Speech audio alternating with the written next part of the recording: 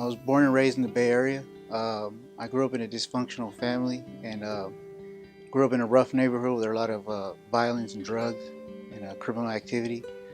Despite all this, my mom still put me in private schools. I got kicked out of school and I joined into the streets and got involved with less desirable people and grew a drug addiction.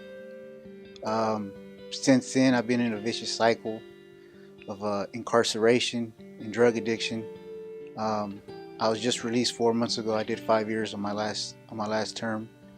I was brainwashed to believe that criminal behavior was normal, that it was acceptable.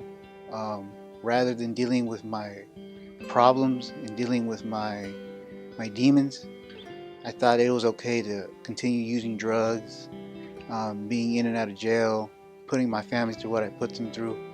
Um, and not having the resources to get out of that without asking for help. I did 1 year in county jail. I did 1 year in solitary confinement in San Quentin. I was in Carson section.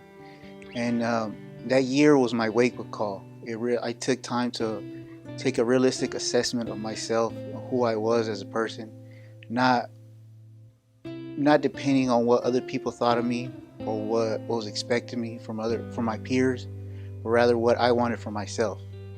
I realized that I was a man who wanted to be self-sufficient, who held honor, who held integrity, who held dignity, who held courage, and who had faith. Faith because God is always going to help me as long as I'm there and always ask for it, because I can't do everything by myself.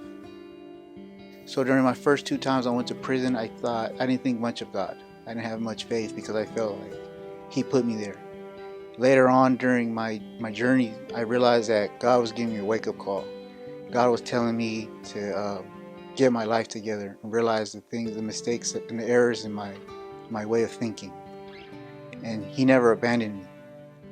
That was what faith was to me. Today I know that with God I could overcome any obstacle. Education was my biggest regret, not taking advantage of the opportunity I had when I was in high school. The high school of that was a very difficult high school to get accepted into, and for me not to graduate from there was kind of a stain to me. So if I could take that back, I would. I got my GED while I was in prison on my first term. Now education to me is vital because I want to finish up my BA. I would like to get into law.